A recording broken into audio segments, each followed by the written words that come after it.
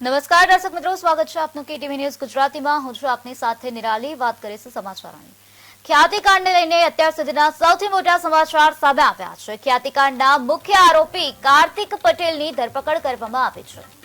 65 દિવસથી કાર્તિક પટેલ ભાગતો ફરતો હતો। ભાગતા ફરતો ડાયરેક્ટર હવે ઝડપાઈ ગયો છે। આ ડાયરેક્ટર પોલીસના સકંજામાં આવી ગયો છે।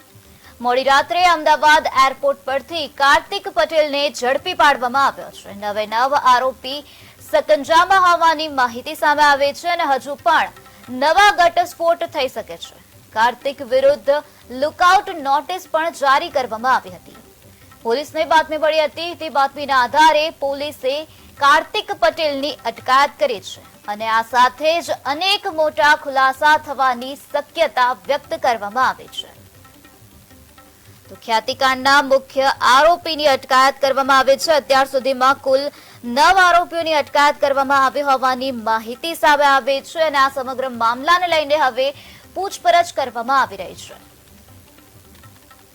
ત્યારે આ જ મુદ્દે વધુ માહિતી આપવા માટે આપણી સાથે કેટીવી ન્યૂઝના ચેનલ હેડ ભૌમિક વ્યાસ જોડાઈ ગયા છે।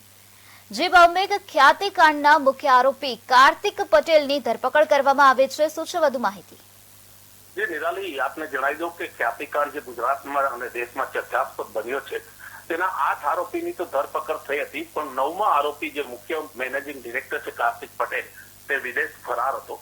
છેલ્લા 65 દિવસથી પોલીસ તેની ધરપકડ કરવા માટે સરગર્મીથી તલાશ કરી રહી હતી। તેમના વિરુદ્ધ લુકઆઉટ નોટિસ હતી, પણ ગઈકાલે રાત્રે અમદાવાદ પોલીસને ખાનગી ચોક્કસ બાતમી મળી હતી। તે બાતમીના આધારે આજે વહેલી સવારે, એટલે કે લગભગ કહેવાય છે કે 4 વાગ્યાની આસપાસ અમદાવાદ એરપોર્ટ ઉપર કાર્તિક પટેલની ધરપકડ કરવામાં આવી છે।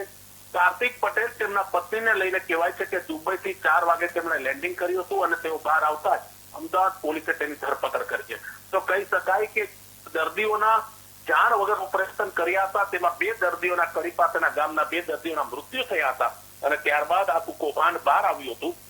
તેને લઈને કાર્તિક પટેલ ફરાર હતા, પણ આખરે તે જે મુખ્ય આરોપી છે તેની ધરપકડ કરવામાં આવી છે। અમદાવાદ ક્રાઇમ બ્રાન્ચે તેનો કબજો લીધો છે અને અત્યારે કાર્તિક પટેલની પૂછપરછ ચાલી રહી છે। જી નિરાલી।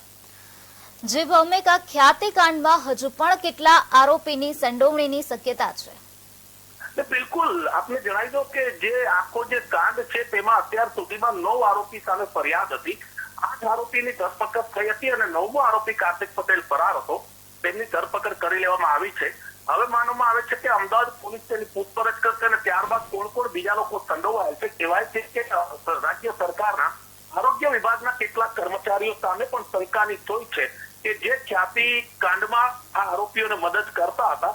હવે કાર્તિક પટેલની પૂછપરછ બાદ નવા ખુલાસાઓ થાય અને નવા ઘટસ્ફોટ થાય તેવી સંભાવના છે। માનવામાં આવે છે કે જે રીતના આખું સ્કેમ એટલે કૌભાંડ કરવામાં આવ્યું છે તેમાં માત્ર 9 લોકો સામેલ ન હોઈ શકે, બીજા અનેક લોકો અંદર સંડોવાયેલ હોઈ શકે, પણ હવે કાર્તિક પટેલની પૂછપરછ બાદ આવનારા સમયમાં અમદાવાદ પોલીસ આ ખુલાસો કરશે। જી જે ભૌમિક, કાર્તિક પટેલ ગુનાહિત ઇતિહાસ ધરાવનારો લાગે છે તમને? બિલકુલ, જો કાર્તિક પટેલ છે તે કહેવાય છે કે તે પોતે ડોક્ટર છે અને તેમની રિયલ એસ્ટેટનું પણ એક બહુ મોટું કામ છે અને સૂત્રો પાસેથી જે માહિતી મળતી હતી કે ખ્યાતિ પટેલે 2019માં જે હોસ્પિટલ તેમના પાર્ટનર સાથે શરૂ કરી હતી, પણ ત્યારબાદ સરકારની જે પ્રધાનમંત્રી જે યોજના છે PMJY, તેની અંદર પૈસા કેવી રીતના લેવા તે પાછળ તેમનું માસ્ટર માઇન્ડ હતું અને અમદાવાદ શહેરના અલગ અલગ ગ્રામ્ય વિસ્તારોમાં તે ફ્રી કેમ્પ કરી અને દર્દીઓને પોતાની હોસ્પિટલ લગી લાવતા હતા। અત્યાર સુધી તેનો કોઈ ગુનાહિત ઇતિહાસ કે ગુનાહિત ભૂતકાળનો ઇતિહાસ સામે નથી આવ્યો, પણ પોલીસનું માનવું છે કે જે રીતના આખું કૌભાંડ કર્યું તેની પાછળનો માસ્ટરમાઇન્ડ કાર્તિક પટેલ છે અને તેથી જ તેની ધરપકડ માટે સરગર્મીથી તપાસ હતી। જી જે ભૌમિક, કાર્તિક પટેલની અટકાયત કરી લેવામાં આવે છે, તેની ધરપકડ બાદ તેની પાસેથી કોઈ પૂછપરછ કરવામાં આવે છે, કોઈ માહિતી સામે આવે છે?